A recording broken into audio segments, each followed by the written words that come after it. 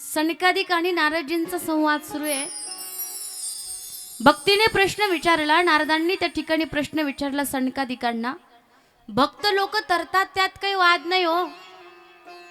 पण एखादा असा अत्यंत पापी आहे, त्या अत्यंत पाप्याचा सुद्धा उद्धार या श्रीमद भागवत कथेने झाला का? म्हटले हो. ए मानवा पाप कृतस्तु सर्वदा सदा दुराचार रता विमार्गगा क्रोधाग्निदग्धाः कुटिलश्च कामिन सप्ताह यज्ञेन कलो पुनन्ति ते. ज्या मनुष्याने जीवनात एकही सत्कर्म केलेलं नाही, जो जीवनभर दुराचार क्रोधाच्या अग्नीमध्ये नेहमी जळालेला आहे, नित्य खोटं बोलतोय, आई वडिलांची सेवा करत नाही, सनकादिक म्हणतात त्याने असं एकही पाप नाही की जीवनामध्ये ते पाप करायचं त्याने सोडलं नाही. सर्व प्रकारची पापे त्याने आपल्या जीवनामध्ये केलेत. असा व्यक्ती मेला आणि मेल्याच्या नंतर पिशाच्य योनीमध्ये जरी गेला आणि त्याच्या पित्यर्थ जर श्रीमद भागवताची कथा केली ना संकल्प सोडून, तर त्याचा सुद्धा उद्धार या श्रीमद भागवत कथेने होतो. पण ऐकून आपला विश्वास बसत. नारदजी म्हटले, अहो तुमच्याकडे एखादं उदाहरण असेल तर आम्हाला सांगा, असा माझा विश्वास बसत नाही. सनकादिक नारदजींना सांगू लागले, अत्र ते कीर्ती श्याम इतिहास पुरातनम यश्च श्रवण मात्रेण पापहानी प्रजायते. अशी एक कथा आहे इतिहासामध्ये, खरी घडलेली घटना. ती घटना जो ऐकतो त्याच्या सुद्धा पापाचं क्षालन होतं. एवढी ही सुंदर असणारी कथा आहे. म्हटले कोणती कथा आहे ती कृपा करून आम्हाला सांगा ना. आत्मदेव नावाचा एक ब्राह्मण आहे. तुंगभद्रा नदीच्या काठावरती त्या ठिकाणी असलेल्या गावामध्ये तो वास्तव्य करतोय. ओजस्वी, तेजस्वी, यशस्वी, मनस्वी, अगदी विद्वान असणारा ब्राह्मण. ब्राह्मण जेवढा तेजस्वी आहे, ब्राह्मण जेवढा विद्वान आहे, त्याच्याच विरुद्ध त्याची पत्नी आहे, जिचं नाव आहे धुंदुली. काय नाव आहे तिचं? राग आला का काय? काय नाव आहे? धुंदुली. याच्यात आहे का एखादी धुंदुली? नाव तिचं धुंदुली आहे. कधी कधी देव नवरा चांगला असेल तर बायको चांगली देत नाही, कधी कधी बायको चांगली असेल तर नवरा चांगला नसतो, कधी कधी दोघे चांगले नसतात आणि कधी कधी दोघे चांगले असतात. तुमचं कसं आहे? दोघे चांगले आहेत वाटते तुम्ही. मी वाईट आहे असं तर कोणी कधी म्हणू शकत? एखादीला सहज म्हटलं, का बरं एवढं नवऱ्याला भांडते? ती म्हणली, तो करतोच तसा, भांडू नको तर काय करू, उग मी म्हणून नांदले, नाही तर आतापर्यंत हरळ उगवली असती. आणि हे ऐकल्याशिवाय इकडं कोणालाच मरण नाही, पा मुक्तीच नाही. बरं, नेमका प्रत्येक जण प्रत्येक नवऱ्याला म्हणते मी म्हणून नांदली, मी म्हणून टिकली. नेमकं नांदली तरी कोणती असती बरं? किती मोठा प्रश्न आहे हा. पण या प्रश्नाचं उत्तर आजपर्यंत कोणालाच सापडलेलं नाही. नवऱ्याला वाटतं बायको चांगली नाही, बायकोला वाटतं नवरा चांगला नाही, सासूला वाटतं सून चांगली नाही, सुनाला वाटतं सासू चांगली नाही, मोठ्या जावेला वाटतं छोटी जाऊ चांगली नाही, छोटीला वाटतं मोठी जाऊ चांगली नाही. नेमका एवढ्यामध्येच माणसाचं काय होतंय? आयुष्य संपून जात आहे.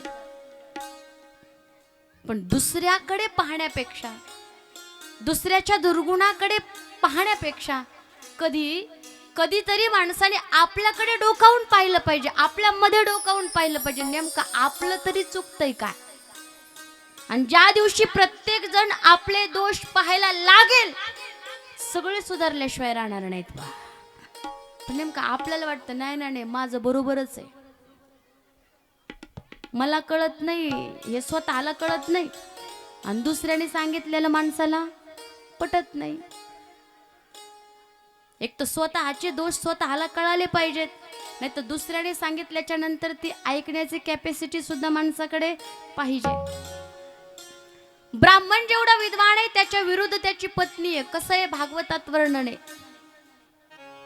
लोक वार्तारता क्रूरा प्रायशो बहुजल्पिका शूराच ग्रह कृत्येषु कृपणा कलह प्रिया. म्हटलं की तिला पहिलं विशेषण तिचं सांगितलं, लोक वार्तारता क्रूरा. तिला लोकांविषयी बोलायला फार आवडतं. आणि मला तुम्ही सांगा, फक्त त्या धुंदुलीलाच आवडतं लोकांविषयी बोलायला का सगळ्यांनाच आवडतं बरं? फक्त धुंदुलीच लोकांविषयी चर्चा करते असं नाही माय बाप. आजकाल प्रत्येक जणीला लोकांविषयी बोलायला काय होतंय बघता का माझ्याकडे जरा. लोकांविषयी बोलायला काय होतंय, आवडते. अशी एखादी इथं अशी आहे का की जन्माला आल्यापासून आतापर्यंत तिने लोकांविषयी चर्चाच केली नाही? असेल तर वर बोट करा बरं. आम्हाला कथा ऐकायला तेवढा इंटरेस्ट वाटत नाही, तेवढं कशामध्ये वाटतं, लोकांविषयी चर्चा करायला. आणि लोकांविषयी चर्चा करत असताना शांताबाई जर कांताबाई बद्दल बोलत असेल तर मला तुम्ही सांगा, कांताबाईला ती का चांगलं म्हणती का? चांगलं तिला दिसतच नाही, तिचे दोषच दिसतात. असं झालं तसं झालं तसं झालं. आणि दोघी जणी बोलताना एवढं कुचू कुचू करतात, तिसरीने किती कान लावला तरी तिला ऐकू असं झालं तसं झालं, हे झालं ते झालं, त्यांचं त्यांनाच कळू. अजून पहा, 2-4 म्हाताऱ्या जरी एकत्रित आल्या तर इतकं हळूच त्यांचं चाललेलं असतं. सून आपल्याचा कान लावून बसलेली असते, पण तिला त्यातला एक सुद्धा शब्द कळत नाही. जेवढं कथा ऐकायला गोडी वाटत नाही, तेवढं दुसऱ्याविषयी बोलताना माणसाला आनंद वाटतो. तिची अशी सवय होती, कुणासोबत तरी भांडल्याशिवाय तिला जेवणच जात नव्हतं. कोणातरी सोबत तिला भांडायला लागायचं. शेजारी पाहायची कोणीतरी भांडायला, कशावरून तरी छोट्या छोट्या कारणावरून ती भांडणं काढायची. आणि नाहीच गावामध्ये भांडायला कोणी सापडलं तर हक्काचा भांडायला कोण आहे, महिला मंडळ कोण आहे, नवरा. बघा म्हणजे सवय तुमची, हक्काचा नवरा आहेच म्हणले, कशावरून ना कशावरून भांडण काढतच येत. इतकी कृपण होती, अतिशय कृपण आणि कलहप्रिया. भांडण करायला तिला त्या ठिकाणी आवडत होतं. विद्वान ब्राह्मणे, कशाचीच कमतरता घरामध्ये नाही, भरपूर अशी धनसंपत्ती आहे, भगवंताची पूजा करतोय, अगदी त्या ठिकाणी ब्राह्मण कर्म जे आहेत ते नित्य नेमाने करतोय. पण झालं असं की बरेच वर्ष झाले लग्नाला, पण घरामध्ये एकही अपत्य नाहीये. आणि संसारामध्ये बाकी सगळ्या गोष्टी कितीही चांगल्या असोत, जोपर्यंत घरामध्ये एखादं अपत्य येत नाही, संसार रूपी वेलीवरती एखादं फळ फूल येत नाही, तोपर्यंत माणसाला समाधान लाभत नाही. लेकरांना थोडं शांत केलं तर बरं होईल बरं का. कार्यकर्ते कुठं संसार रूपी वेलीवरती एखादं फळ फूल येत नाही, तोपर्यंत आनंद वाटत नाही. आणि त्या आत्मदेवाच्या घरी सगळी सुखसंपत्ती होती, सतत भगवंताचं चिंतन तो करत होता, पूजा करत होता, पण अपत्य नाहीये याचं दुःख त्याला होत होतं. आणि दुःख होत होतं म्हणून त्याने काय केलं, एके दिवशी मनात विचार केला, अरे बाबा आपलं नेमकं चुकतंय कुठं, भगवंताच्या सेवेमध्ये मी कुठं कमी पडत नाहीये, पण तरी गेले कित्येक वर्ष लग्नाला झालं, आतापर्यंत एकही अपत्य नाहीये. दारामध्ये तुळशीचं त्या ठिकाणी तुलसी माता आहे, त्या तुलसीला एक सुद्धा त्या ठिकाणी फूल आतापर्यंत आलं नाही, म्हणजे मंजुळा तिला येत नाही. दारामध्ये गाय, त्या गाईला सुद्धा आतापर्यंत वासरू झालं नाही. निश्चित माझ्या मागच्या जन्मीचं पाप असेल, आणि त्या मागच्या जन्मीच्या पापामुळे मला हे सगळं भोगावं लागतंय. 2-3 लोक रस्त्याने जात असली, बोलत असली, थोडंसं हसली की याला वाटायचं माझ्यावरतीच हसतायत, मलाच वांज म्हणताय, माझीच थट्टा मस्करी करताय. एके दिवशी इतकं दुःख झालं की त्या आत्मदेवाला जगावं अशी अपेक्षाच राहिली नाही. आणि आत्मदेवाने आता ठरवलं मला जगायचंच नाहीये म्हणून. आत्मदेवाने घराचा त्याग केला आणि वनामध्ये निघून गेला. एक दास दिजो दुःखात ग्रहं त्यक्त्वा वनं गतः मध्याह्नो तृषितो जातस्तडांग समोपेवा. आत्महत्या करायला तो जंगलामध्ये गेला. आणि आत्महत्या करणं हे सगळ्यात मोठं पाप आहे. माणसाच्या जीवनामध्ये संकट ही नेहमी येत राहतात, पण त्या संकटाला सामोरं कसं गेलं पाहिजे, त्या संकटाला तोंड कसं दिलं पाहिजे, हे खऱ्या अर्थाने आम्ही छत्रपती शिवाजी महाराजांच्या चरित्रातून शिकलो पाहिजे. अनेक संकट येत होती, पण महाराज कधी खचले नाही, कधी हारले नाही. प्रत्येक संकटाला धैर्याने, आत्मविश्वासाने, निश्चयाने त्या ठिकाणी सामोरं जात होते. जिंकू किंवा हारो, पण माघार मात्र घेत नव्हते. आणि आजकाल लोक थोडं थोडं जरी संकट आलं तरी त्याच्यावरती काय करताय, उत्तर शोधताय, आत्महत्या. 10वीला नापास झाला की मुलाला वाईट वाटते, आत्महत्या करायला लागला. नोकरी लागत नाही म्हणून आत्महत्या करायला लागला. लग्न जुळत नाही म्हणून अपमान वाटायला लागला, आत्महत्या करायला लागला. काहीतरी चूक घडली, आईने बापाने मारलं म्हणून मुलाला सहन झालं नाही आणि 8वी 9वीचं लेकरू आत्महत्या करण्याकरता त्या ठिकाणी हातामध्ये दाव घेऊन जात आहे. एवढं अनमोल असणारं जीवन आपण एका क्षणामध्ये संपवतोय, पण आत्महत्या करणं हे भयानक सर्वात मोठं पाप आहे. ज्यावेळेस आत्महत्या करावी असं माणसाच्या मनात विचार येईल, त्यावेळेस भगवान श्रीकृष्णाचं चरित्र डोळ्यासमोर आणावं. भगवंताच्या जीवनामध्ये काही कमी दुःख होतं का? आपण पाहणार आहेत भगवंतालाही किती दुःख होतं. वनामध्ये निघून गेला, एका तलावाच्या काठी बसला, एका सरोवराच्या काठी बसल्याच्या नंतर पाणी पिला, हातपाय धुतले आणि त्याची प्रारब्ध गती ही चांगली होती. आणि प्रारब्ध गती चांगली असल्यामुळे त्या तलावाच्या काठी अगदी आक्रोश आकांत मांडून रडत होता. आणि रडत असताना तेवढ्यामध्ये त्या रडण्याचा आवाज एका साधूला, एका संतांना जंगलामधून जात असताना आला. आणि ते साधू, ते संत त्याच्या जवळ आले. आणि त्याच्या जवळ आल्याच्या नंतर त्याला विचारलं, अरे काय झालं तुला, का रडतोस? कथम रोदशी विप्र त्वं का ते चिंता बलियशी वदत्वं सत्वरं मय्य स्वस्य दुःखस्य कारणम. अरे हे विप्र, हे ब्राह्मणा, का रडतोस तू? काय झालं तुला? तुला कोणचं दुःख त्या ठिकाणी सतावतंय? कृपा करून तू मला सांग. एखाद्याने जर विचारलं तुला काय झालं, एखादा व्यक्ती रडत असेल आणि तुला काय झालंय जर म्हटलं, तर त्या व्यक्तीला अजून रडू येतं आणि समोरच्याच्या गळ्यात पडून तो व्यक्ती मोठ्या मोठ्याने रडायला लागतो. आत्मदेव म्हणायला लागला, काय सांगू तुम्हाला? किं ब्रवीमे ऋषी दुःखम पूर्व पापेन संचितम मदिया पूर्वजास्तोयम कोष्णमुपभुञ्जते. महाराज काय सांगू तुम्हाला, माझ्या कितीतरी जन्माच्या पापाचा उदय झालेला आहे. अहो, मी माझ्या पितरांकरता तर्पण करतो, मी माझ्या पितरांना जल देतो, पण माझ्या त्या ठिकाणी अंतकरणामध्ये दुःख आहे. माझ्यानंतर माझ्या पितरांना कोण जल देईल? पितृकार्य माझ्यानंतर आमच्या वंशामध्ये कोण करेल? अहो, दारामध्ये गाय, तिला वासरू झालं नाही, तुलसी आहे, तिला कधी मंजुळा आल्या नाहीत, आणि मला सुद्धा अपत्य झालं नाही. काय करावं? मला जगण्याची अपेक्षा नाहीये. साधूने विचार केला, अरे मला वाटलं देवासाठी रडतो का काय? देवासाठी रडत असला तर मार्गदर्शन करावं म्हणून मी तुझ्या जवळ आलो, आणि तू तर पोरासाठी रडतोय. संत समजावून सांगायला लागले त्याला, मुंचा ज्ञानम प्रजारूपम बलिष्ठा कर्मणो गती विवेकम तू समासद्य त्यज संसार वासनाम. अरे मुला मुलीच्या चक्रामध्ये कशाला पडतोस बाबा? कर्माची गती फार बलवान आहे, विवेक जागा कर. कशाला या मुला मुलीच्या चक्रामध्ये पडतोस? कोण कुणाचा मुलगा? अरे राजा सगराला 60,000 मुलं होती, पण कोणत्या मुलाने सुख दिलं? धर्मात्मा अंगाचं नाव ऐकलं असेल, संतानहीन होता, यज्ञ केला, एक मुलगा झाला, तोही असा निघाला नास्तिक, असा नास्तिक निघाला की बापालाच घर सोडून जावं लागलं, पळून जावं लागलं.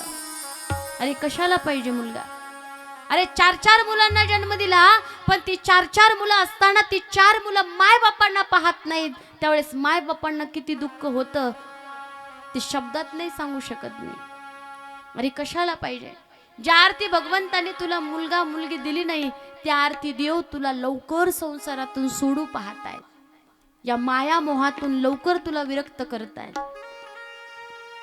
बाबा भगवंताने जसं ठेवलं ना तसंच राहावं. ठेविले अनंते तैसेची राहावे आणि चित्ती असू द्यावे समाधान. पण आपल्याला देवाने जे दिलं ते आवडत नाही, बरोबर आहे का नाही? आपल्याला जे पाहिजे ते मिळवण्यासाठी प्रयत्न असतो, पण आपल्याला जे पाहिजे ते कदाचित आपल्या करता योग्य नसतं, म्हणून देव आपल्याला ते देत नाही. जे आपल्या करता योग्य असतं तेच भगवंत देत असतो. आणि मिळालेल्या वस्तूचं, मिळालेल्या प्रत्येक गोष्टीचा माणसाने आनंद घ्यावा. पण आजकाल माणसाचा स्वभाव असा आहे, जे आहे त्याचा विचार करत नाही, पण जे नाही त्याचा विचार करून जे आहे त्याचं सुख सुद्धा गमवल्याशिवाय मनुष्य राहत. मला तुम्ही सांगा, आता एवढं सोनं आहे, नाकात नथ आहे, बोरमाळ आहे, गंठण आहे, तरी सुद्धा बाईला कशाची हौस आहे? नेकलेसची. आता जिला नेकलेस आहे का, तिला पुन्हा कशाची हौस आहे? लांब मोठ्या साखळीच्या गंठणची. जिला लांब मोठं साखळीचं 10 तोळ्याचं गंठण आहे, तिला कशाची हौस आहे? राणीहाराची. बरोबर. एखादीला सगळं काही आहे, तरी सुद्धा नवीन ट्रेंडिंग एखादा दागिना आला आणि मोबाईलवर इंस्टावर तिने पाहिला, आता सगळ्याच कशा येतात? डिजिटल आहेत. त्याच्यामुळं सगळं काही आलंय ते महाराजांनी सांगायची तुम्हाला गरज. ईमेल पेक्षा सुद्धा फास्ट फिमेल, सगळी माहिती त्यांच्याकडे असते. काय नवीन आलंय ते लगेच कळतं. कारण माणसाची ही आशा आहे ना, ती माणसाला संपवते, पण ती कधी संपत? सर्व सुखाची आशा जन्म गेला, ती कधी संपत नाही पा. म्हणून जी आहे त्याच्यात, जिला बोरमाळ आहे ना, तिने विचार करावा, मला निदान बोरमाळ तरी आहे. माझ्या शेजारणीला तर नुसते 2 काळे मणी आणि 2 पळ्याच आहेत. आणि जिला 2 काळे मणी आणि नुसत्या पळ्या आहेत ना, तिने विचार करावा, निदान 2 मणी तरी मला सोन्याचे आहेत. माझ्या पलीकडची शेजारी, तिला ते 2 मणी तर सोन्याचे सुद्धा नाही, तिला नकली घालावं लागते. आणि ज्यावेळेस आपण आपल्यापेक्षा खालच्या लोकांचा विचार करतो, त्यावेळेस प्रत्येक परिस्थितीमध्ये सुखी आनंदी राहतो. पण आपल्यापेक्षा वरच्या लोकांचा विचार करायला जर लागलो तर सुख आनंद समाधान आपल्याला कधीच लाभणार नाही पा. म्हणून सुंदर असं वर्णन आहे पा. तेरे फूलों से भी प्यार, तेरे कांटों से भी प्यार, तेरे फूलों से भी प्यार, तेरे कांटों से भी प्यार, तेरे फूलों से भी प्यार, तेरे कांटों से भी प्यार, तेरे फूलों से भी प्यार, तेरे कांटों से भी प्यार, फूलों से भी प्यार, तेरे कांटों से भी प्यार,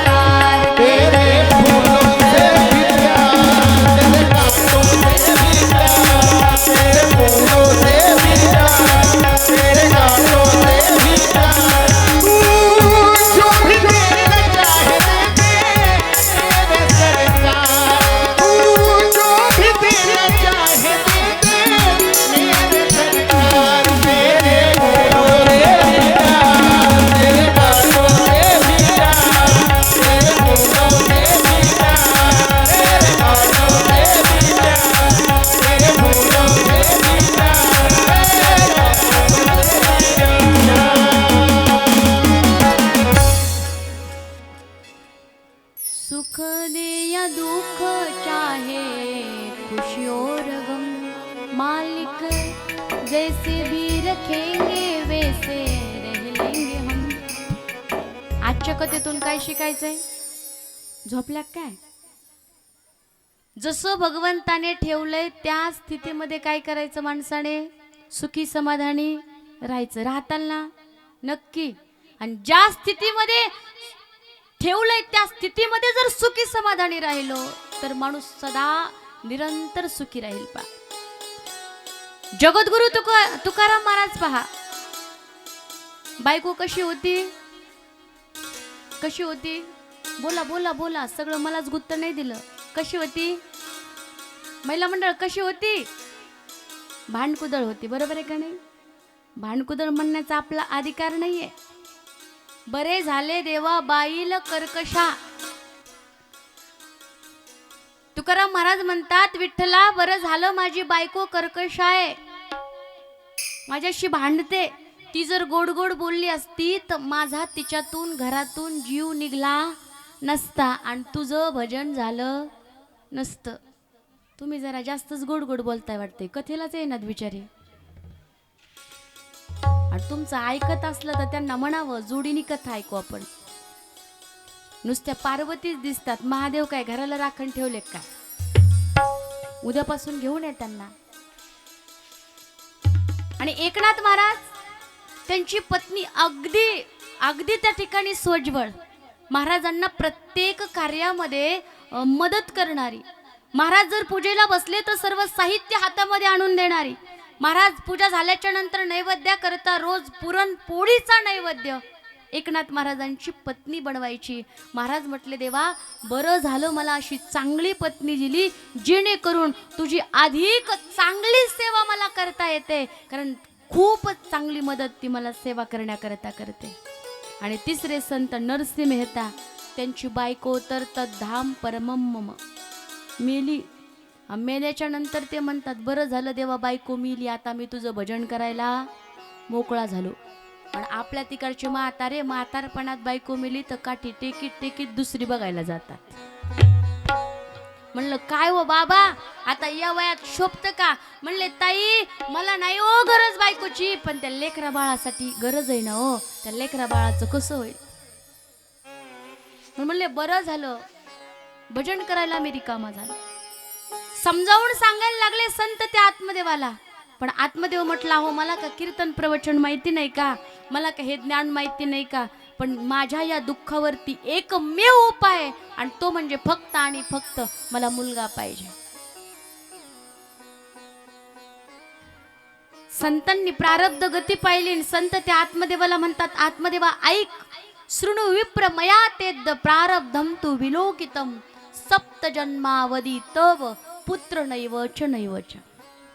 अरे याच जन्मात काय 7 जन्म तुझ्या भाग्यरेषेमध्ये नशिबामध्ये काय नाहीये, मुलगा नाहीये. आता तर आत्मदेव खाली लोळण घ्यायला लागला, गडबडा लोळायला लागला, मोठ्याने रडायला लागला, आक्रोश आकांत त्याने मांडला. एकाच जन्मीच्या दुःखाने मला मरावं वाटत होतं आणि तुम्ही तर मला पुढच्या 7 जन्माचं दुःख सांगितलंय. आता तर मला जगायचंच नाही, तुमच्याच पायावरती डोकं आपटून आपटून मी आता मरणार आहे.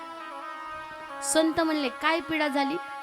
भगवंताच्या प्राप्तीसाठी मला वाटलं भजन करायला इथं आला का काय. मी आलो उपदेश करायला आणि माझ्याच त्या ठिकाणी हे सगळं उलट झालं, आता काय करावं?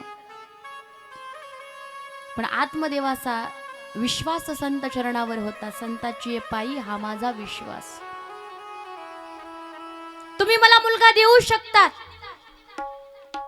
कारण जे देव करू शकत नाहीत ते संत करतात.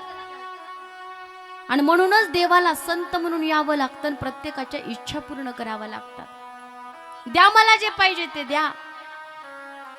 त्या साधूने झोळीतून एक फळ काढलं, फळ काढून दिलं आणि सांगितलं, तुझ्या बायकोला मी काही नियम सांगतो तेवढं नियम पाळायला लाव, आणि नियम जर पाळले तर तुला एक चांगला पुत्र झाल्याशिवाय राहणार नाही. आत्महत्या करायला गेलेला आत्मदेव आनंदामध्ये घरी आलाय. अतिशय आनंद झाला, चेहरा प्रफुल्लित प्रसन्न झाला. घरी आल्याबरोबर बायकोला आवाज दिला, अगं ये धुंदुली इकडे ये. धुंदलीने विचार केला, आज माझा नवरा बाहेरूनच आवाज देतोय आणि आवाज सुद्धा कळतो माणसाला, दुःखातला कळतो, आनंदातला कळतो. म्हणे आज तर पतिदेव फार खुश दिसतात. काय झालं असेल पतिदेवांना? इकडे इकडे बघ, मी तुझ्या करता काय आणलंय. आता तिला वाटलं साडी आणली का एखादा नेकलेस आणला का नेमकं काय आणलंय. पळतच आली बाहेर. एक आंब्याचं फळ त्या ठिकाणी दिलं. म्हणली ही आंबा का मी पाहिला नाही का, कधी खाल्ला नाही. म्हणले हा साधारण आंबा नाही, हे संतांचं प्रसाद आहे आणि या संत प्रसादाने आता आपल्या जीवनातलं दुःख जाणार आहे आणि लवकरच आपली इच्छा पूर्ण होणार आहे. आपल्या घरामध्ये एक अपत्य जन्माला येणार आहे. आत्मदेवाचा विश्वास होता. आत्मदेवाने विचार केला की 100% आता मला पुत्र होणार आहे. पण एक काम कर, खोटं बोलू नकोस, कुणाशी भांडू नकोस. तू रोज स्नान करत जा, स्वच्छ असं त्या ठिकाणी स्नान करून भगवंताची पूजा करत जा. सत्यम, शौचम, दया, दान आणि एक वेळेस भोजन गर्भवती स्त्रियांकरता, हे 5 जे नियम आहेत ते अत्यंत महत्त्वाचे असतात. की मजाकमध्ये सुद्धा त्या स्त्रीने खोटं बोलायचं. खोटं जर बोललं तर त्याचा प्रभाव परिणाम कोणावर होतो? त्या गर्भावरती होतो. शौच म्हणजे पावित्र्य त्या ठिकाणी राखायचं. दया दाखवायची.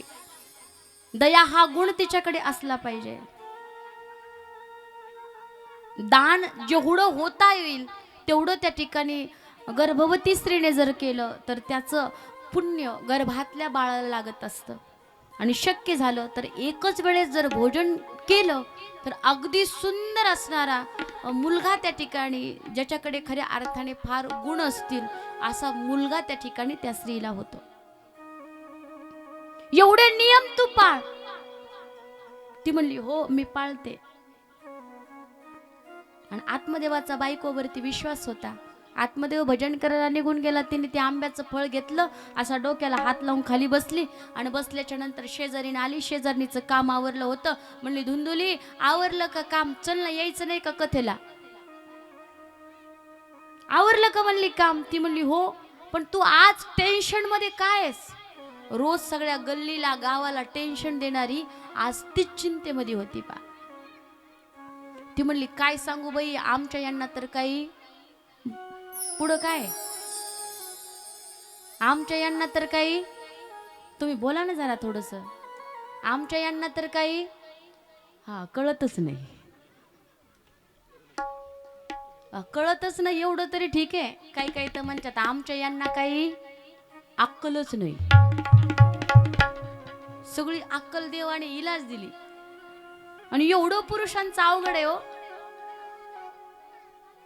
लहान असताना मायबाप म्हणतात आमच्या पोराला काही अक्कल नाही.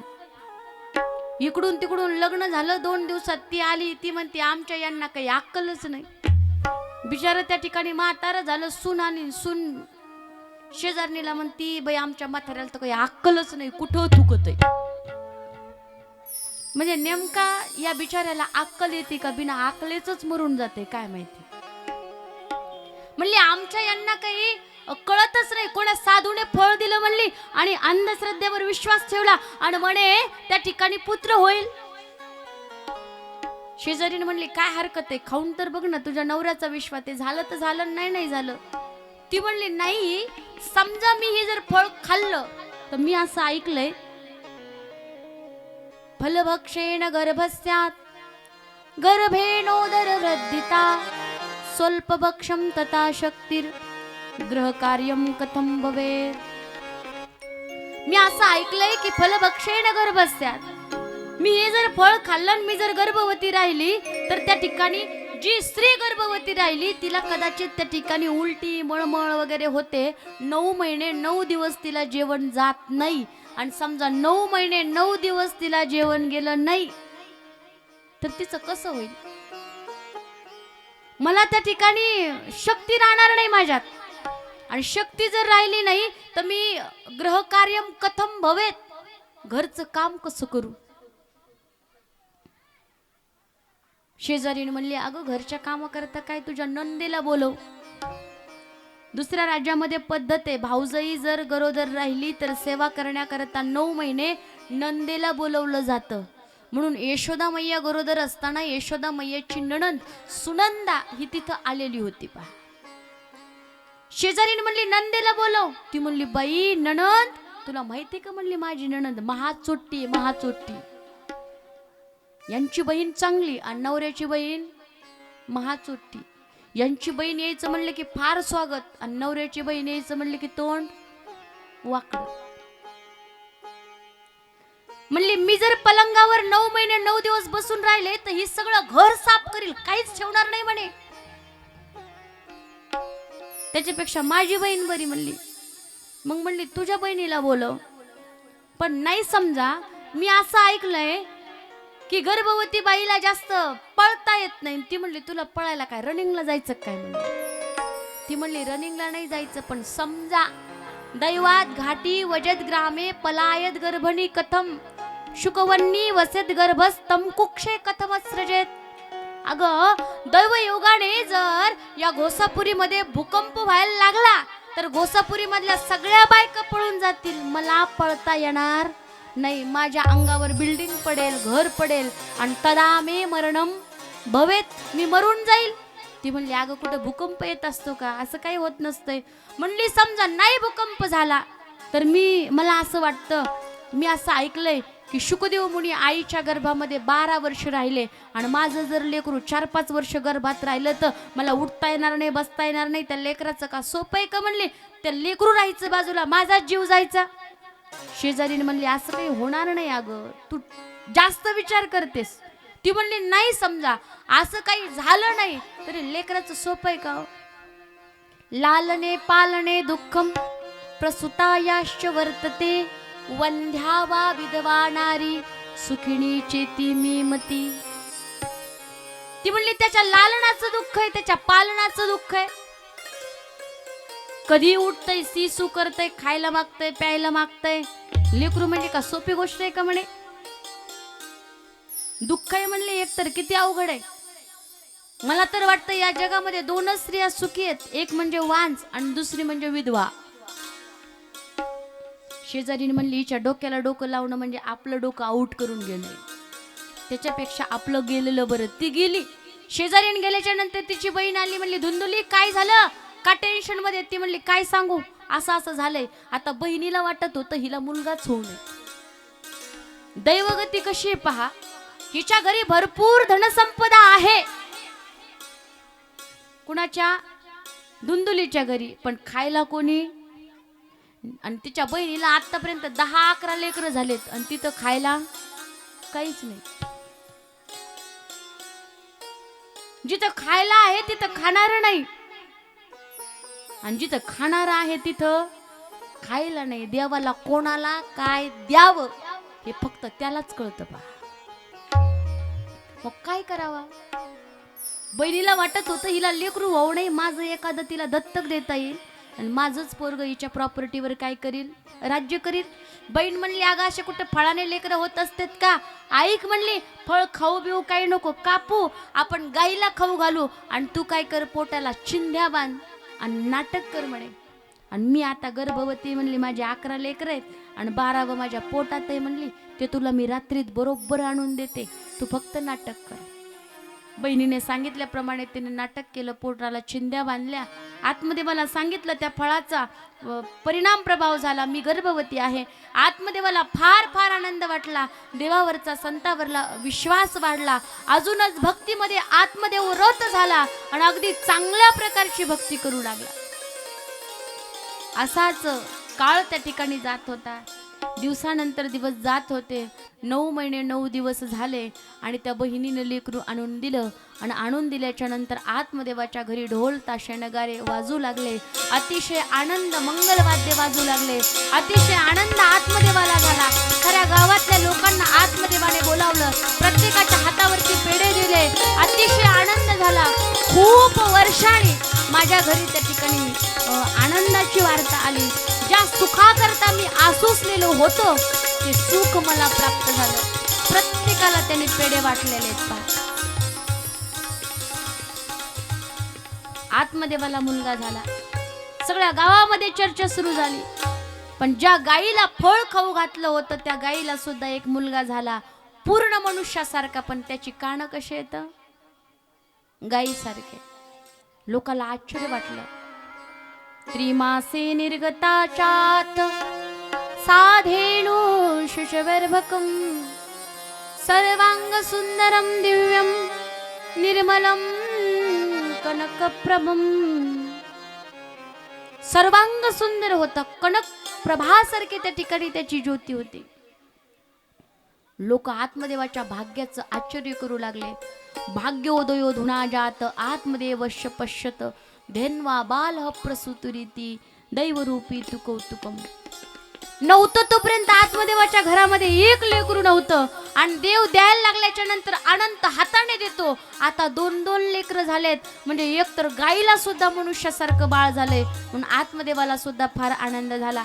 आत्मदेवाला वाटलं माझं नाव आत्मदेव आहे, म्हणून माझ्या बाळाचं नाव काय ठेवावं? परमात्मदेव. नाव ठेवायला गेलं बाळाचं.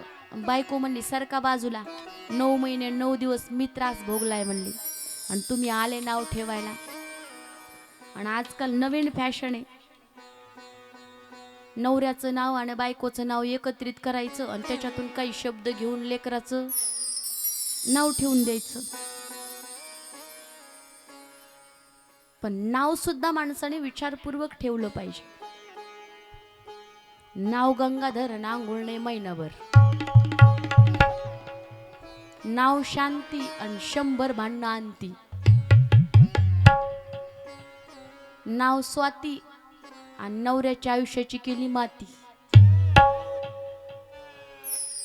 नाव टीना आणि घरादाराला लावलाय चुना. नाव तर किती सुंदर आहे पहा, सुलोचना, आणि पाहती मुंबई पुणा. आणि नाव सुलोचना, सु म्हणजे चांगले आणि लोचन म्हणजे डोळे. नाव प्रकाश, पण ढेकळात टाकलं तरी ओळखू येणार नाही, असं बॅटरीने दिवसा पाहावं लागतं.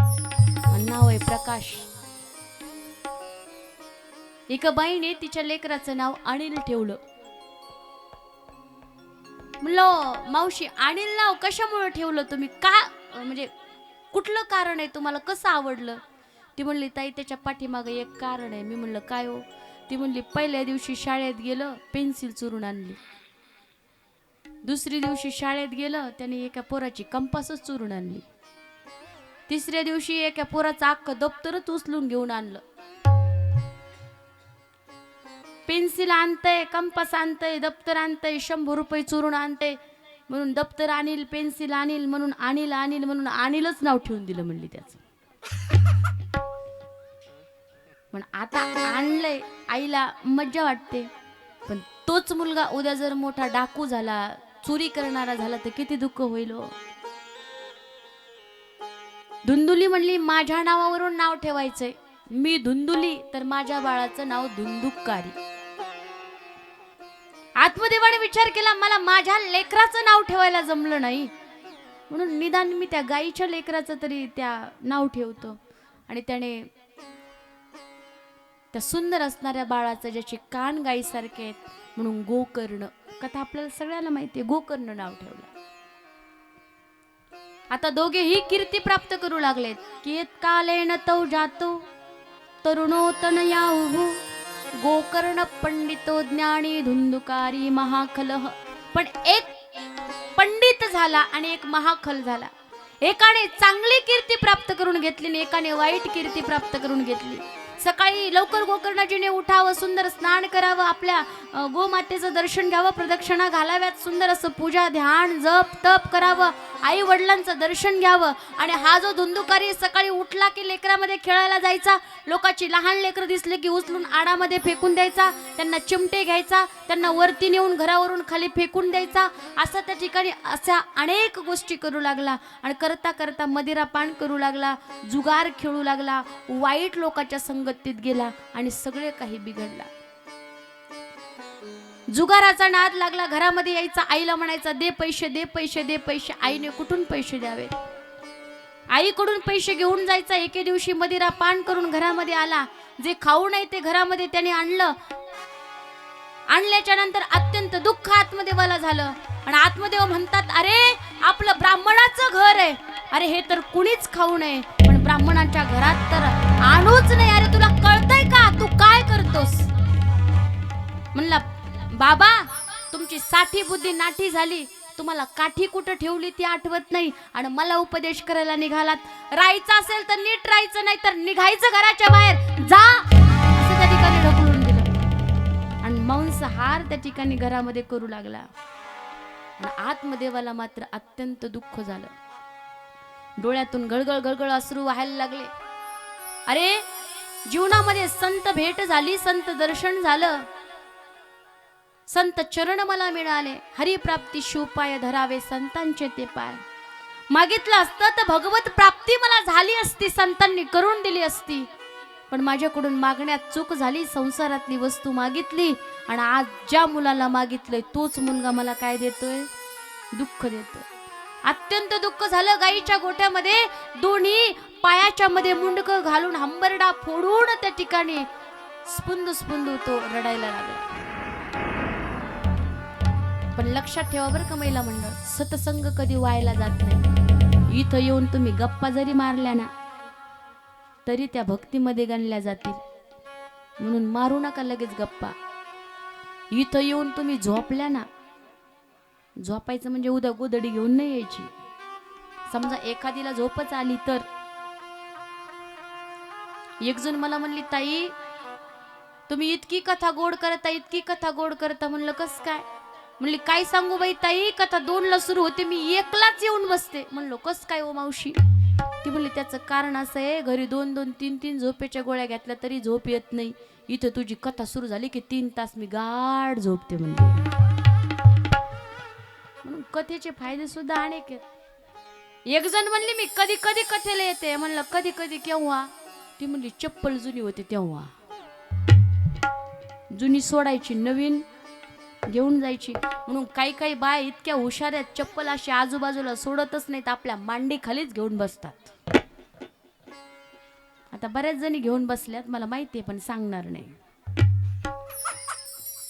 आणि काही काही जणी चप्पल अशी ठेवतात, महाराज दिसले पाहिजेत आणि आपली चप्पल पण आपल्याला दिसली पाहिजे. एका डोळ्याने महाराजाकडे बघायचं आणि एका डोळ्याने चप्पलकडे बघायचं. म्हणजे इतका चप्पल मध्ये आपला जीव आहे.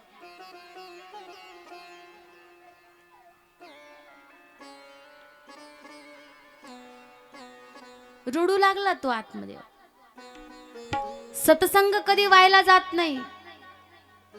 सत्संगाने मिळालेलं फळ आणि त्या फळापासून झालेला तो जो गोकर्ण आहे, तो गोकर्ण आज सुंदर असा उपदेश श्रीमद भागवतामध्ये या असणाऱ्या आत्मदेवाला करतोय आणि त्यालाच श्रीमद भागवतामध्ये गोकर्ण गीता म्हणतात. सुंदर उपदेश करतात. बाबा का रडतात तुम्ही? देहेस्तिमान् सुरुधिरे भीमतिं त्यजत्वं जाया सुतादिषु सदा ममतां मुञ्चं पश्यानिशं जगदिदं क्षणभङ्गनिष्ठं वैराग्यरागरसिको भव भक्तिनिष्ठः धर्मं भजस्व सततं त्यज लोकधर्मान् सेवस्व साधुपुरुषां जहि कामतृष्णाम् अन्यश्च दोष गुणचिन्तनमाशु मुक्त्वा सेवा कथा रसमोहो नितरां विभत्वम्. बाबा या संसारामध्ये माणसाला बांधून ठेवणाऱ्या 2च दोऱ्या आहेत बरं का महिला मंडळ. 2 दोऱ्या आहेत. एक म्हणजे अहमता आणि एक म्हणजे ममता. मी व माझं हे माणसाला संसारामध्ये बांधून ठेवतंय. अहमतेचा त्याग करा, ममतेचा त्याग करा. देहेस्त मानसरुदिरे, ज्या देहाला मी म्हणतोय ना, तो देह कसा आहे? पंचतत्वापासून निर्माण झालेला हा देह पंचतत्वामध्ये विलीन होणार आहे. त्यात काही वाद. मिट्टी में मिले मिट्टी, बाकी राख होगी. सोने से तेरी काया जल कर के खाक होगी. दे देगा तुझको बेटा जो खास होगा. 2 गज कफन का टुकड़ा तेरा लिबास होगा।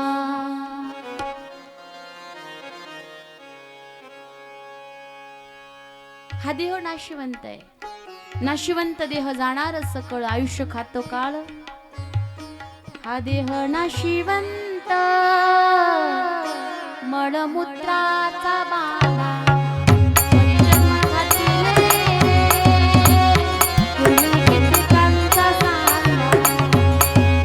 हा देह नाशिवंत आहे, रव रव दुर्गंधी रे अमंगळ तिचा बांधा। स्मरे त्या हरिहरा शरण जाई गोविंदा। देह मी आहे याचा त्याग करा, आत्मा मी आहे आणि माझं मी व माझं। महिला मंडळ, नवरा माझा, पोर माझे, घर माझं, त्या घरासमोर बांधलेली म्हैस, त्या घरासमोर बांधलेली बकरी, त्या बकरीचे पिल्ले, इकडं बायको झोपले का काय, बायको माझी, हे मी व माझं, माझे माझे म्हणून व्यर्थ गेला, मुक्त होता परी बळे झाला बद्ध म्हणून गोड वर्णने पहा। तू म्हणशील घरदार,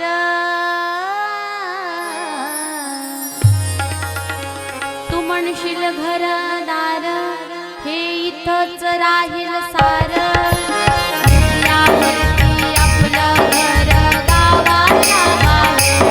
सगळ्यांनी उठून म्हणायचं, सगळ्यांनी आपलं घर गावाच्या बाहेर, यावरती आपलं घर गावाच्या बाहेर, हो मेल्यावरती आपलं घर गावाच्या बाहेर।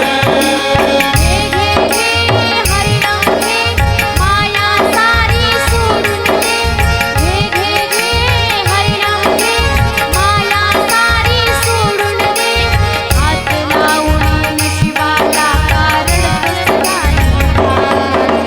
संसारामाई या संसारामाई, या संसारामाई या संसारामाई। जय हो। ताली वाजवा, हाला करा, हाला करा,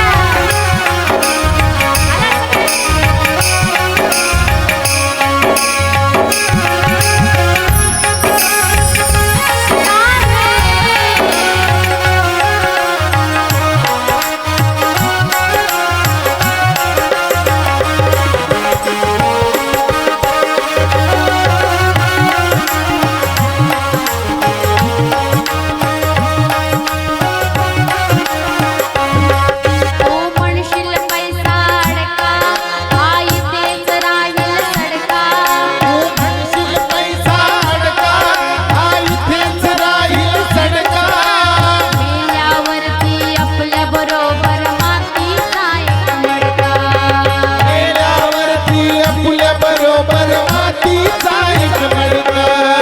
घे घे घे हरिनाम घे, माया सारी सोडून दे, घे घे घे हरिनाम घे, माया सारी सोडून दे, हात लावून नशिबाला कारण राहिला। या संसारामाई या संसारामाई, या संसारामाई या संसारामाई।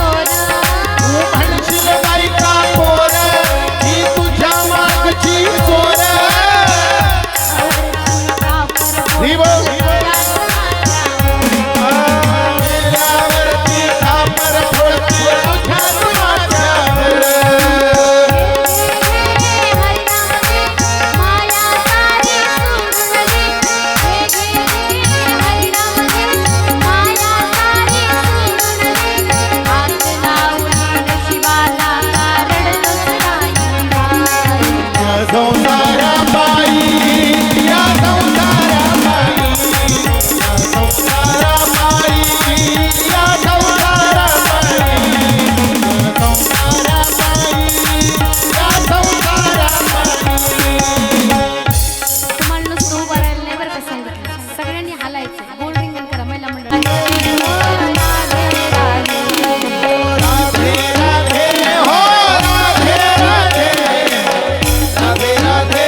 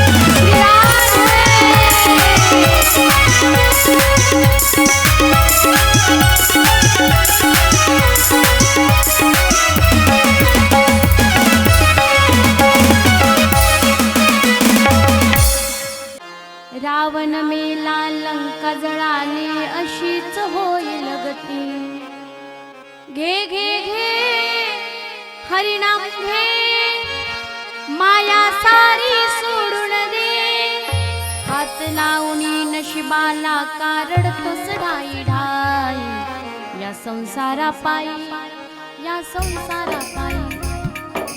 आता इकडे लक्ष द्या माझ्याकडे. गोकर्ण गीतेमध्ये गोकर्णजी आत्मदेवाला उपदेश करतात. देहस्ते मान सुरुधिरा, देहाविषयी असणारी ममता आणि पुत्र परिवाराविषयी असणारी जी ममता आहे त्याचा त्याग करा. मी व माझं माणसाला संसारामध्ये बांधून ठेवतं, जसं घराचं लॉक आहे बरं का महिला मंडळ, त्या गुलाबी साडीवाल्या मावशी, हा तुम्हीच गप्पा गप्पा जरा कमी मारा. जसं घराचं लॉक आहे,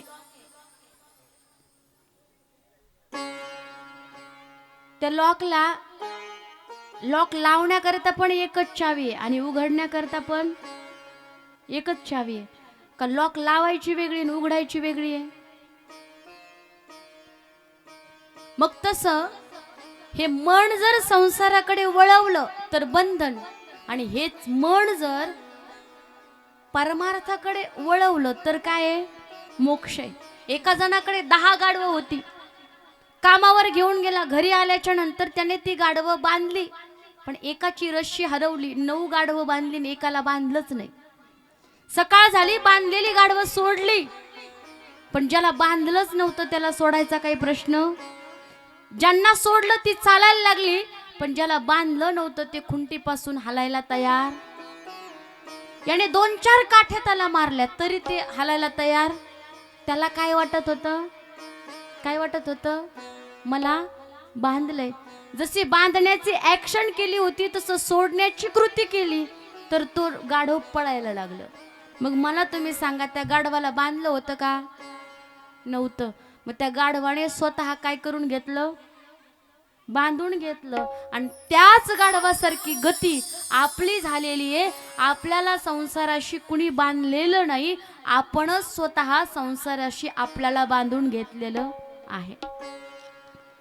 म्हणून म्हटले की त्या ठिकाणी धर्माने आचरण करा, सत्य त्या ठिकाणी वागा, लोकधर्माचा त्याग करा, साधू पुरुषांची सेवा करा, कामतृष्णेचा त्याग करा, दुसऱ्याचे दोषही पाहू नका आणि गुणही पाहू नका. एखाद्याचे दोष पाहिले तर त्याच्यावर राग निर्माण होईल, क्रोध येईल, आणि एखाद्याचे गुण पाहिले तर त्याच्यावर प्रेम निर्माण होईल. या दोनही गोष्टी बांधणाऱ्या आहेत. अन्नश्य दोष गुण चिंतन माशु मुक्त्वा, आणि एकच काम करा, सेवा कथा रसबहो नितराम पिबत्वन. भगवंताची सेवा कथा रसपान करा बाबा, निश्चित कल्याण झाल्याशिवाय राहणार नाही. म्हणून जो हा उपदेश केला तो उपदेश एवढा त्या ठिकाणी बांधला. एवं सुतोक्तो शतोपि ग्रहं विहाय यातो वनम स्थिरमती गती 6 वर्ष. वनामध्ये ते निघून गेले. श्रीमद भागवताच्या दशमस्कंदाचा पाठ केला आणि त्या आत्मदेवाने स्वतःचं कल्याण करून घेतलं. आत्मदेव निघून गेला, पण इकडं धुंदुकारी अजून वाईट बनण्याला लागला होता. मदिरापान करत होता, जुगार त्या ठिकाणी खेळत होता. आईकडे पैसे मागितले, आईने दिले नाही म्हणून आईला मारलं. आईने विचार केला, याच्या हातून मरण्यापेक्षा आपण मेलेलं बरं आहे. गावातल्या आडामध्ये गेली आणि तिने स्वतः जीव दिला. गोकर्णजने विचार केला, इथं राहण्यासारखी परिस्थिती राहिली नाही. घराचा त्याग करून तीर्थयात्रा करण्याकरता गोकर्णजी निघून गेले. हा एकटाच घरामध्ये राहिला धुंदुकारी. 5 वेश्येला आणलं आणि 5 वेश्येच्या समवेत तो राहू लागला. काम स्पर्श रूप रस गंध यांच्यासोबत त्या ठिकाणी असणाऱ्या 5 वेश्येसोबत तो राहू लागला. एकच विषय माणसाचा घात करतात, नाश करतात, आणि या 5 विषयामध्ये तो रममाण झाला. कोण्या वेश्येचं प्रेम पुरुषावर नसतं, तिचं प्रेम पैशावर असतं. जा अजून धन कमवून आण. मोठ्या मोठ्या चोरी करायला लागला. राजाच्या तिथं चोरी केली. राजाने विचार केला, काय एवढा वाईट मार्गाला गेला. या धुंदुकारीने विचार केला, राजाने जर मला पकडलं तर राजेसाहेब मला मारून टाकतील. वेश्येने विचार केला, याच्या नादेमध्ये आपण सुद्धा मरू, म्हणून आपण याला मारून टाकू. मध्यरात्रीचा प्रसंग आहे. 12:30-1 वाजलेले आहेत. रात्रीची निरवशी शांतता आहे. रातकिडे किरकिर किरकिर करतात. या 5 जणीने दोरी हातामध्ये घेतली, त्याच्या नरड्याला फास त्या ठिकाणी बांधला. दोघी जणी एकीकडून वडतायत, तिघी जणी एकीकडून वडतायत. अगदी अगदी त्या ठिकाणी सगळी शक्तीपणाला लावून ओढताय. मोठा आक्रोश करू लागला, आकांत मारलाय, किंचाळायला लागला. पण त्या 5 जणीने मेल्याशिवाय त्याला सोडलं. गतप्राण तो झाला. याच्या प्रेताची विल्हेवाट लावली. एक मोठा खड्डा खोदला आणि त्या खड्ड्यामध्ये त्याला पुरलं आणि रात्रीच सगळं धन घेऊन त्या निघून गेल्या. शेजारी पाजारी विचार करायला लागले, हे रात्रीत गायब झाले, कुठे गेले असतील, कुठे गेले असतील. ही सगळी घटना तीर्थयात्रेला गेलेल्या गोकर्णजीला कळाली आणि गोकर्णजीने गयेमध्ये श्राद्ध केलं. बऱ्याच दिवसांनी फिरत फिरत गोकर्णजी त्या घरामध्ये आले. अशा सगळीकडे जाळ्या झाल्या होत्या, सगळीकडे असं घाण झालेली होती. आणि मध्यरात्रीच्या प्रसंगी जाग आली तर पाहतायत एक कोणीतरी जीव आहे. वेगवेगळ्या प्रकारचे आवाज यायला लागले त्या घरामध्ये. किंचाळण्याचा आवाज येतोय, ओरडण्याचा आवाज येतोय, रडण्याचा आवाज येतोय. वेगवेगळ्या प्रकारचे आवाज यायला लागले, भीतीदायक आवाज. दुसरी माणसं घाबरत होती, पण गोकर्णजीने विचार केला, अधोगतीला गेलेला कोणीतरी हा जीव आहे आणि कल्याणासाठी असं त्या ठिकाणी करतोय. कमंडलू मध्ये असणारं पाणी एक आकृती होती, त्या आकृतीवरती शिंपाडलं तर त्याच्यातून आवाज आला, अरे कोण आहेस तू, सांग ना. असं विचारल्याच्या नंतर तो असणारा जीव बोलायला लागला, अहम भ्राता त्वदीयोस्मी धुंदकारी ती नामत स्वकीये नैव दोषेण ब्रह्मत्वं नाशितं मया. अहो बंधू कृपा सिंधू भ्रातुर्माशुमोचयः. अहो दादा, मला ओळखलं नाही का, मी तुमचा भाऊ आहे धुंदुकारी. अहो माझी काय अवस्था झाली पहा ना. अहो माझ्यावरती दया करा दादा तुम्ही. या यातनेतून मी प्रेत योनीत गेलो, पिशाच योनीत गेलो, फार दुःख मला होतंय, याच्यातून मला सोडवा. अरे पण मी तुझ्यासाठी गयेमध्ये श्राद्ध केले होते, तुझा उद्धार झाला नाही का. त्यावेळेस धुंदकारी म्हणतो, माझ्यासारख्या पाप्यासाठी 1 नाही 100 जरी श्राद्ध केले तरी माझा उद्धार होऊ शकत नाही. एवढा 1 नंबरचा पापी आहे मी. गये श्राद्धे शतीर्नापि मुक्तिर्मे न भविष्यति उपायम परम कंचित त्वं विचारय सांप्रतम. दादा दुसरा उपाय पहा, कशाने तरी माझा उद्धार झाला पाहिजे. आता काय करावं, रात्रभर झोप नाही आली गोकर्णजीला. गये श्राद्ध केलं तरी याचा उद्धार झाला नाही, नेमका कशानं होईल. तपस्वी होते, सकाळी सूर्यनारायणाला अर्धदान द्यायला लागले. प्रत्यक्ष देव आपण ज्याचं दर्शन घेतो रोज, कोणाचं घेतो बोला, कोणाचं, सूर्यनारायणाचं. आपल्या हिंदू धर्मामध्ये किती देव येतं महिला मंडळ, किती 33 कोटी. एक म्हणली 33 कोटीचं काय करायचं, आपला एकच देव. म्हणलं कुठला, ती म्हणली नवरदेव. नवरदेव खुश तर बाकीचे देव खुश. आणि प्रत्यक्ष आपण ज्याचं रोज दर्शन घेतो ते सूर्यनारायण भगवंत ऊर्जा आणि प्रकाश आपल्याला देतात. त्या सूर्यनारायणाला अर्ध देत असताना प्रार्थना केली या असणाऱ्या गोकर्णजीने, तुभ्यं नमो जगत साक्षीन् ब्रूहि मे मुक्ती हेतुकम् तश्रुत्वा दुरत सूर्य स्फुटमित्यभ्यभाषत. हे जगत साक्षीन्, कृपा करून तुम्ही मला माझ्या भावाच्या उद्धारा करता एखादा मार्ग सुचवा जेणेकरून माझ्या भावाचा उद्धार होईल. सूर्याने सांगितलं, श्रीमद भागवतान मुक्ती सप्ताहं वाचनम कुरु. तुझ्या भावाच्या मुक्तीचा एकच मार्ग आहे, तो म्हणजे श्रीमद भागवताची कथा. त्याने तुझ्या भावाचा उद्धार होईल. श्रीमद भागवताची कथा करायची ठरवली. गोकर्णजीने सुंदर व्यासपीठ तयार केलं. गोकर्णजी स्वतः कथा सांगण्याकरता बसलेले आहेत. सगळ्या गावातल्या लोकांना माहिती झालं, सगळेजण कथा श्रवणाकरता बसले. कथेला सुरुवात झाली. त्या घरामध्ये फिरत असणारा तो पिशाच एक अशा बांबू मध्ये येऊन बसला. पहिल्या दिवसाची कथा झाली, पहिलं कांड फुटलं. दुसऱ्या दिवसाची कथा दुसरं, असं करता करता 7 दिवस 7 कांदे फुटले आणि 7व्या दिवशी दिव्य रूप धरो जात तुलसी दाम मंडित पितवासा घनश्यामो मुकुटी कुंडलान्वित सुंदर मुकुट कुंडलान्वित तुळशीची माळ ज्यांच्या गळ्यामध्ये आहे, दिव्य रूप दिव्य पितांबर ज्याने धारण केलेला आहे, असा एक जीव प्रगट झाला. अतिशय आनंद त्या गोकर्णजीला झाला. अरे तू कोण आहेस, इथं कसं काय आलास? अहो दादा मला ओळखलं नाही का, तुमचा भाऊ आहे मी. अहो मला एवढं सुंदर स्वरूप, माझं पिशाच्य योनीमध्ये असणाऱ्या यातना सगळ्यांचा नाश कशामुळे झाला असेल तर तो फक्त आणि फक्त या श्रीमद भागवतामुळे झाला. या जगाच्या पाठीवर श्रीमद भागवतासारखा दुसरा ग्रंथ कुठलाच नाहीये, म्हणून धन्य आहे श्रीमद भागवत. तो पिशाच्य सुद्धा गाऊ लागला पहा. धन्य भागवती वार्ता प्रेत पीडा विनाशिनी सप्ताहोपी तथा धन्य कृष्ण लोक फलप्रद. धन्य आहे ही भागवताची कथा. जे लोक मनुष्य देहाला येऊन भागवताची कथा ऐकत नाहीत ना, बुद्बुदा एव तो येशू मशका एव जंतुषु जायंते मरणा एव कथा श्रवण वर्जिता. जे लोक मनुष्य देहाला येऊन कथा ऐकत नाहीत ते लोक म्हणजे पाण्यावर आलेला बुडबुडा. माहिती ना, पाण्यावर आलेला बुडबुडा. त्यांचं जीवन म्हणजे माशीसारखं जंतूंसारखं आहे. त्यांच्या जीवनाचा काही अर्थ नाही. आणि जे लोक मनुष्य देहाला येऊन श्रीमद भागवताची कथा श्रवण करतात त्यांच्यासारखं भाग्यवान या जगामध्ये दुसरं कोणी नाही.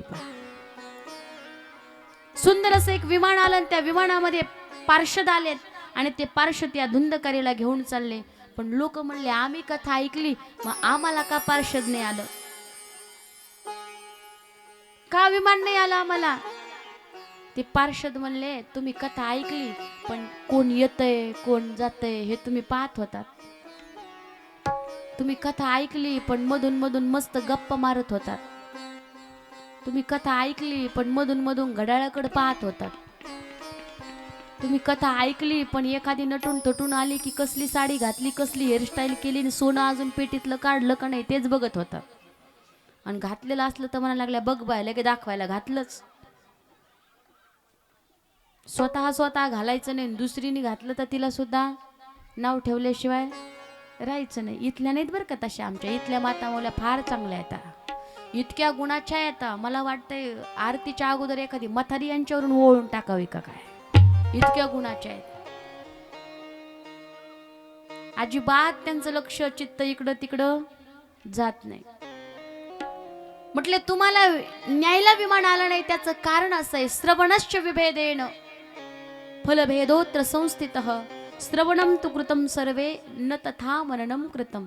श्रवण केलं पण मनन निधी ध्यासन हे फक्त आणि फक्त धुंदुकारीने केलं, म्हणून त्याला नेण्याकरता विमान आलं. विमानामध्ये बसून धुंदुकारी निघून गेला. पण बाकीच्या लोकांच्या मनामध्ये प्रश्न त्या ठिकाणी होता, आम्हाला न्यायला आलं नाही ना, आता डबल कथा करायची. गोकर्णजीला परत कथा करायला लावली आणि सगळ्या श्रोत्यांनी धुंदकारीने जशी कथा ऐकली ना तशी कथा ऐकली. आणि सगळ्या श्रोत्यांकरता 7व्या दिवशी दिव्य अगदी मोठं असं एक विमान आलं आणि त्या विमानामध्ये जसे प्रभू रामचंद्रासोबत सगळे अयोध्येतले लोक साकेत धामाला गेले होते तसं त्या ठिकाणी सगळे लोक विमानामध्ये बसून त्या ठिकाणी जाणार आहेत. पहा, अयोध्या वासिन पूर्वे यथा रामेण संगता तथा कृष्णेन ते नीता गोलोकम योगी दुर्लभम.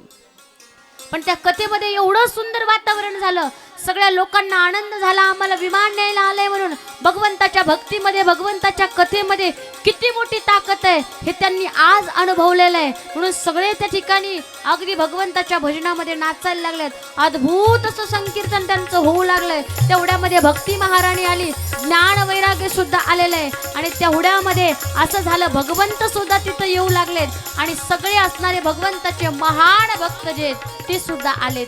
कोणकोणते भक्त आलेत त्यांचं वर्णन आहे पहा. प्रल्हाद स्थालधारी तरलगत तया चोद्धव काशधारी वीणाधारी सुरर्षी स्वरकुशलतया राग करता अर्जुनो भूत इंद्रो वादिन मृदंगम जय जय सुकरा कीर्तने ते कुमारा यत्राग्रे भाव भक्ता सरसरचनया व्यासपुत्रो बभूव.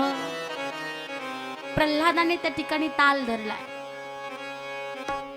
उद्धव जे आहेत त्यांनी कास्य वाजवण्याकरता हातामध्ये करताल घेतलेले आहेत. विणाधारी सुरर्षी महर्षी नारदांनी विणेवरती सुंदर असे स्वर छेडलेले आहेत. सुंदर असे आलाप अर्जुन त्या ठिकाणी गायला लागलेला आहे. इंद्राने मृदंगावरती थाप टाकलेली आहे. जय हो जय हो जय हो जय हो सनकादिक म्हणू लागलेले. यत्राग्रे भाव बघता सुंदर असं त्या ठिकाणी भाव जागृत झालेत आणि व्यासपुत्र बभूव श्री शुकदेव मुनी जे आहेत ते सुंदर सुंदर असे त्या ठिकाणी श्लोक गायला लागलेले श्रीमद भागवताचे. ननार्थ मध्ये त्रिकमेव तत्र भक्त्यादिकानां नटवत सुतेजसाम अलौकिकम कीर्तनमेत दीक्ष हरिप्रसन्नोपी वचो ब्रवीत. तेवढ्यामध्ये भक्ती महाराणीचं आगमन झालं आणि ती भक्ती सनकादिकाला म्हणते सांगा मी कुठं बसू. त्यावेळेस सनकादिकांनी सांगितलं तुझ्याकरता योग्य जागा आहे. जेवढे कथेला श्रोते येतात ना त्यांच्या हृदयामध्ये तू जाऊन बस. म्हणून भागवताला जेवढ्या बायका कथेला येतात जेवढे पुरुष कथेला येतात त्यांच्या हृदयामध्ये भक्ती महाराणीचं वास्तव्य असतं आणि अलौकिक असं संकीर्तन झालं बा. हरि सुंदर नंद मुकुंदा हरि केशव हरि नारायण हरि बोल. हरि सुंदर नंद मुकुंदा हरि नारायण हरि बोल. हरि सुंदर नंद मुकुंदा हरि नारायण हरि बोल. हरि सुंदर नंद मुकुंदा हरि नारायण हरि बोल.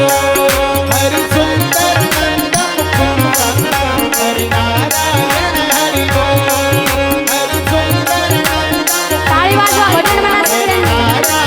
हरि बोल. हरि केशव हरि गोविंदा हरि नारायण हरि बोल. हरि केशव हरि गोविंदा हरि नारायण हरि बोल. हरि केशव हरि नारायण हरि बोल. हरि सुंदर नंद मुकुंदा हरि नारायण हरि बोल. जय हो. ज्यांना आनंद घ्यायचा ते उठू शकतात. पहिलं म्हणलं ज्यांना आनंद घ्यायचा त्यांनी उठायचं पहा. जय हो.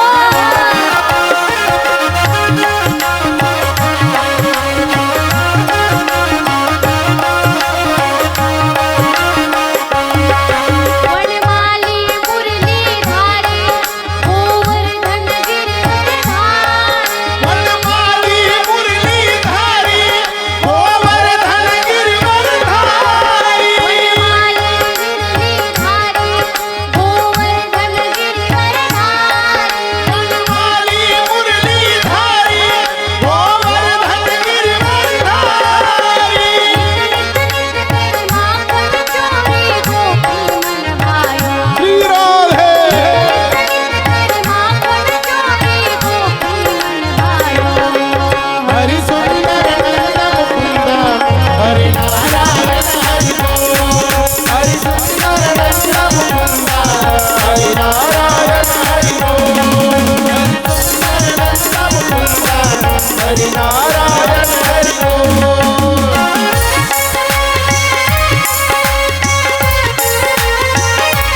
जय हो.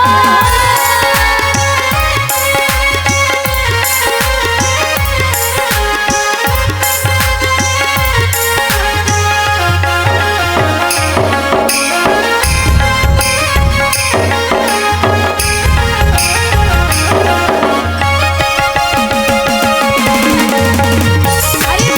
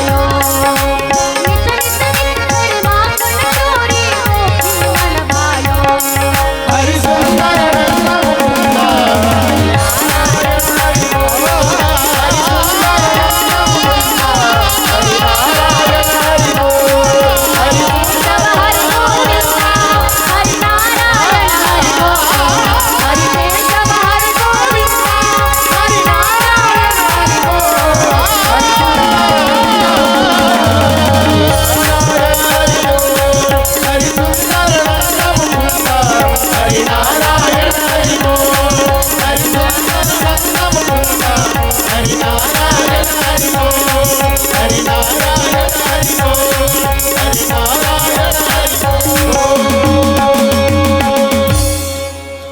गोपाल कृष्ण भगवान श्रीमद भागवत महापुराण राधे राणी सरकार प्रेत योनीमध्ये असणाऱ्या धुंदकारीचा सुद्धा उद्धार या श्रीमद भागवत कथेने झालेला आहे.